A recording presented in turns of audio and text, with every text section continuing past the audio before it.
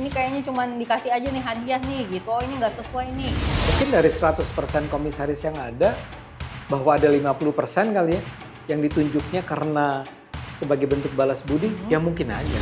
Jadi komisaris tidak boleh mengintervensi apa yang dilakukan direksi selama itu masih dalam koridornya. Susah sekali lah kita untuk bisa menyelamatkan bangsa ini kalau kita tidak memerangi korupsinya. Satu sentilan juga untuk para komisaris. Begitu saya sudah ditunjuk, saya punya kewajiban menjalankan kewajiban saya sebagai komisaris.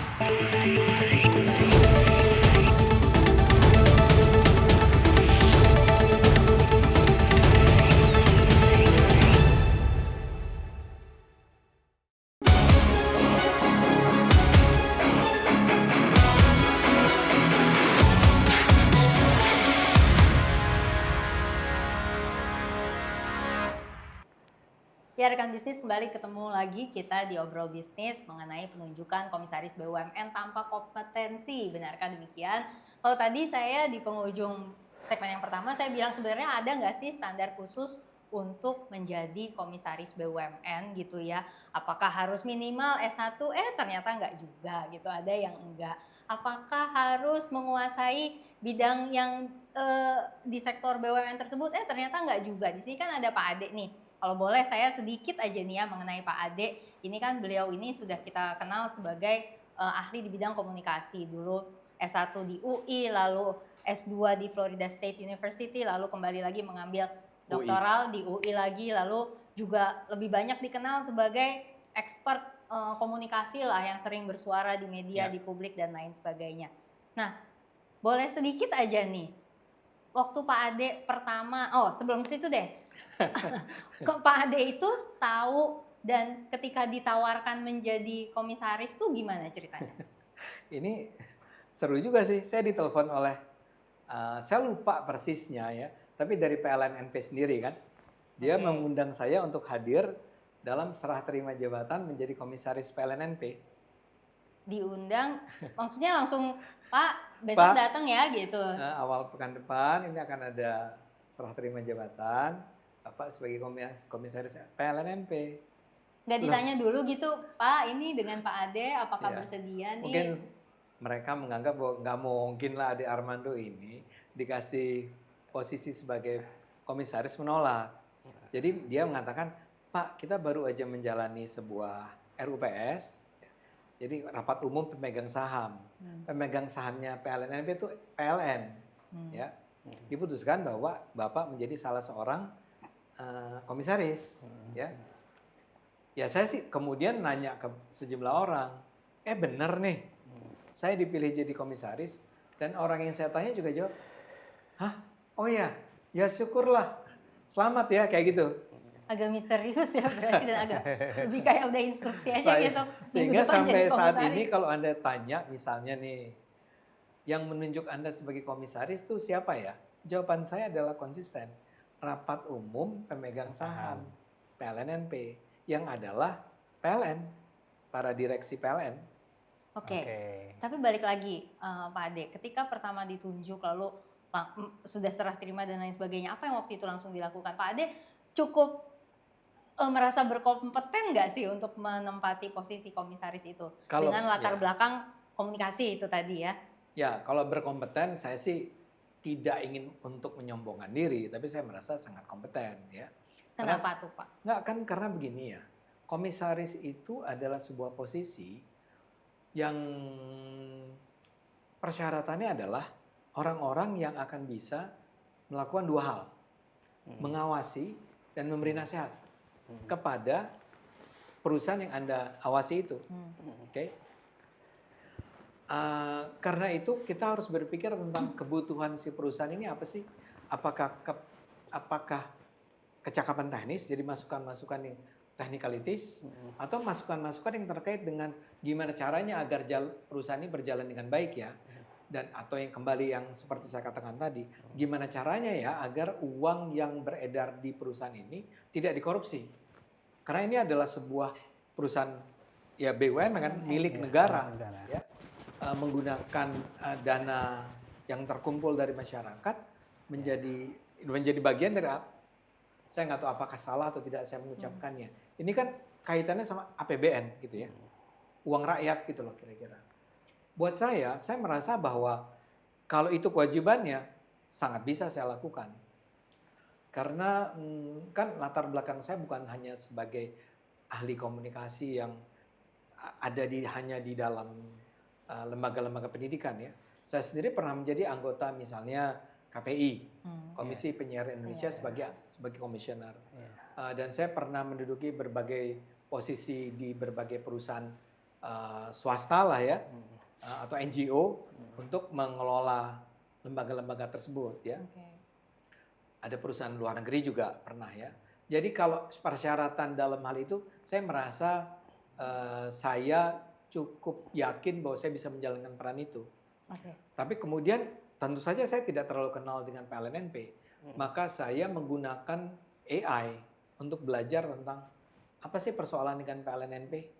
Yang paling utama saya tanya adalah ada nggak indikasi-indikasi korupsi di PLNNP? Kenapa pertanyaan Pak Ade waktu itu ke sana? Ya, saya adalah orang yang sangat sadar bahwa korupsi adalah salah satu jantung permasalahan negara ini. Ya, saya percaya bahwa saya waktu itu udah lepas dari seorang calon anggota legislatif, dan ketika saya bertarung di pileg itu, saya belajar tentang betapa korupnya politik di Indonesia. Susah sekali lah kita untuk bisa menyelamatkan bangsa ini kalau kita tidak memerangi korupsinya. Oke. Jadi pertanyaan saya adalah, ini korup nggak nih perusahaan? Karena kalau ini korup, kerja saya pasti banyak. Ya kan sebelum ini kan udah ada terjadi korupsi di Pertamina yang luar biasa misalnya, dan berbagai lembaga yang terkait negara lainnya.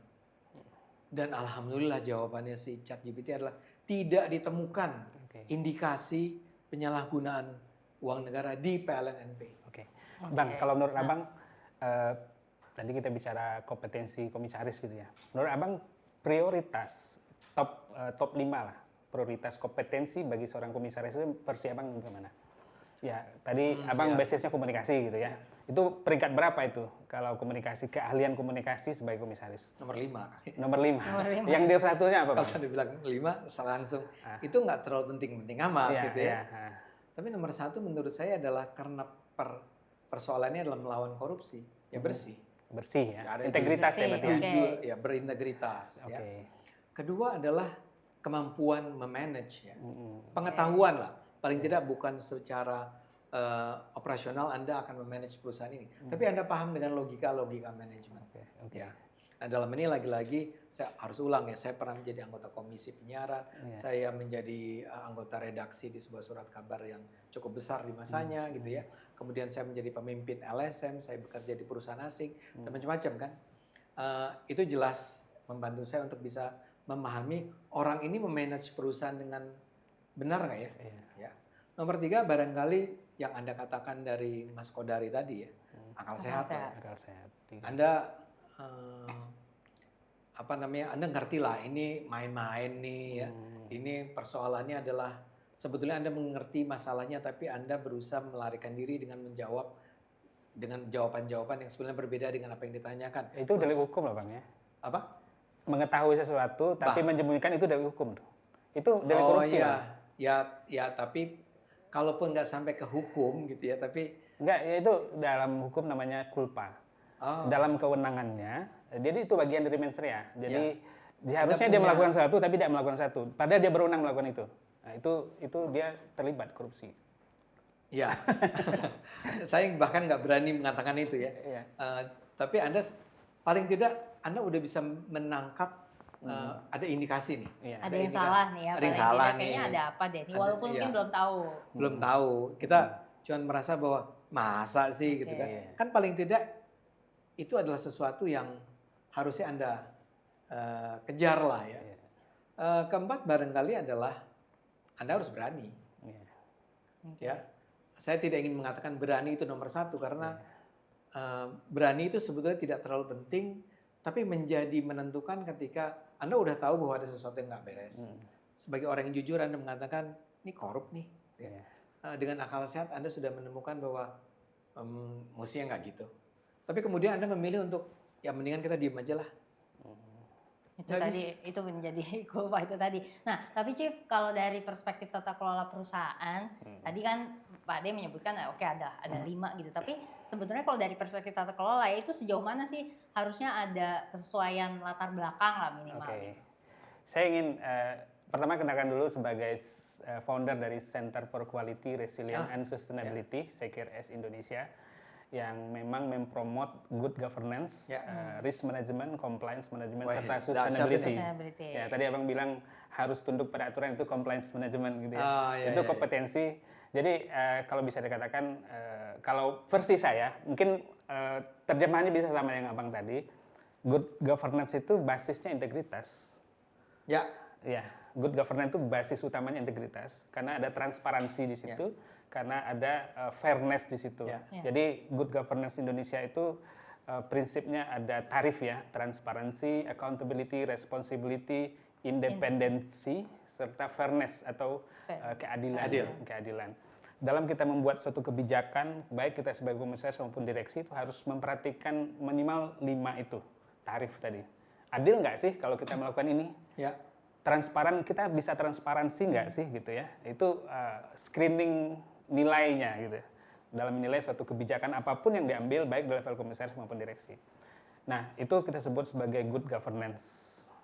Kemudian risk management. Nah, saya ingin memberikan masukan juga. Mudah-mudahan ini menjadi inspirasi buat Abang bahwa kita sebagai entitas perusahaan tuh harus mengelola risiko itu supaya kita tidak terexpose oleh sebuah risiko.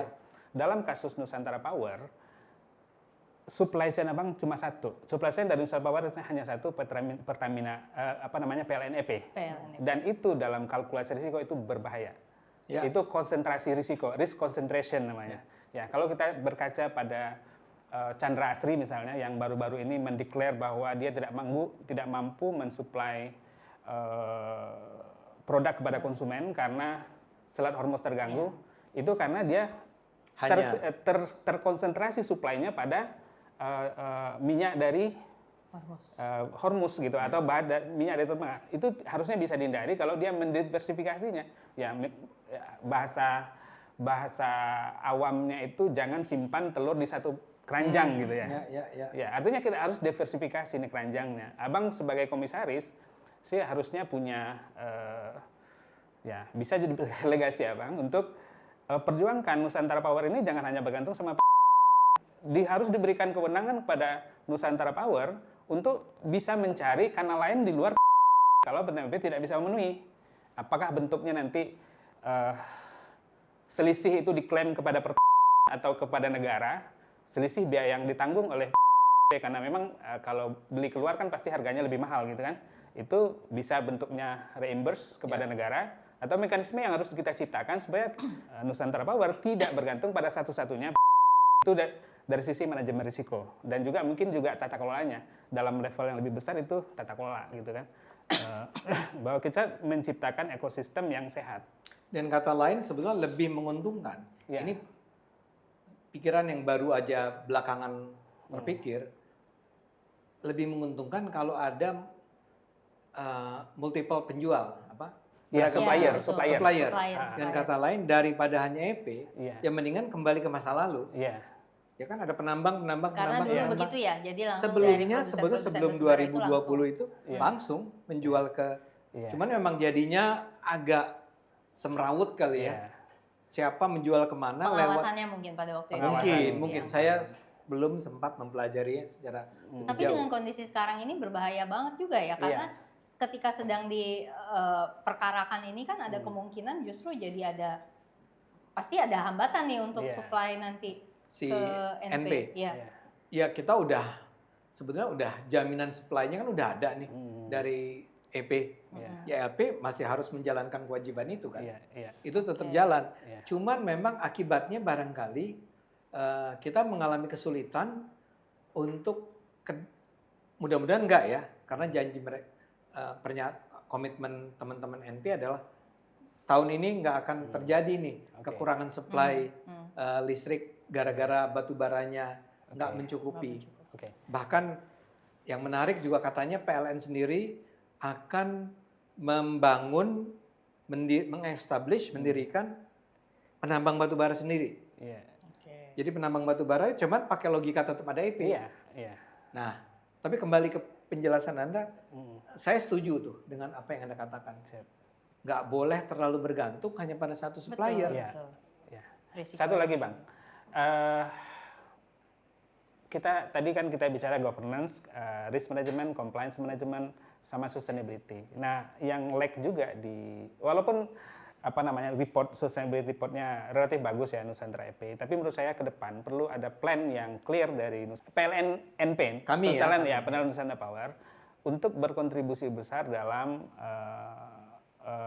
sustainability. Ya, kita tahu Pak Sustainability. Presiden, ya Pak Presiden kan mendeklar akan menghasilkan dalam 2-3 tahun ke depan untuk 100 gigawatt listrik berbasis cahaya atau yang ramah lingkungan lah gitu ya. Nah, ini kontribusi NP seperti apa? Karena harus kita kurangi proporsi dari batu bara. Ya. Karena itu kan jelas itu tidak sustain. Nah, jadi harus punya roadmap yang jelas sehingga dan harus punya kontribusi kan sekarang kan diambil alih sama Danantara itu kan sepertinya dan diambil sama perusahaan-perusahaan China. Menurut saya itu lebih strategik kalau diambil oleh PLN NP gitu sehingga kontribusi NP itu untuk sustainability bisa lebih besar gitu Bang sehingga ya harus punya arah ke sana Bang. Paling tidak yang saya tahu ya. Iya. Jadi benar yang Anda katakan dan itu memang sudah dalam roadmap-nya si PLNNP. Jadi PLNNP kan punya banyak pembangkit tenaga listrik. Iya. Dari yang sepenuhnya dikuasai oleh PLNNP ada yang sampai jadi yang 100% tuh Iya. PLNNP, ada yang kemudian cuma 50%, ada yang 30% ya. Nah, itu semua yang non BBM itu terus diperkuat. Iya. Yang dari artinya kalau non BBM tuh artinya bisa air, bisa cahaya matahari, Iya, bisa diesel dan seterusnya. Itu semua dilakukan. Karena memang targetnya adalah pada tahun berapa tadi? 2060. 3 tahun ke depan 100 gigawatt katanya. Enggak, tapi yang pure bersih dari 2033. Itu masih 2033. Iya. Yaitu memang akan dicoba dikejar oleh PLNNP. Jadi kalau dalam hal ini saya termasuk orang yang beruntung lah berada di sebuah perusahaan seperti PLNNP yang menurut saya memang komitmennya untuk demi men-serve kesejahteraan rakyat itu ya, itu dia lakukan secara sangat sungguh-sungguh ya. termasuk komisaris-komisaris lainnya ya.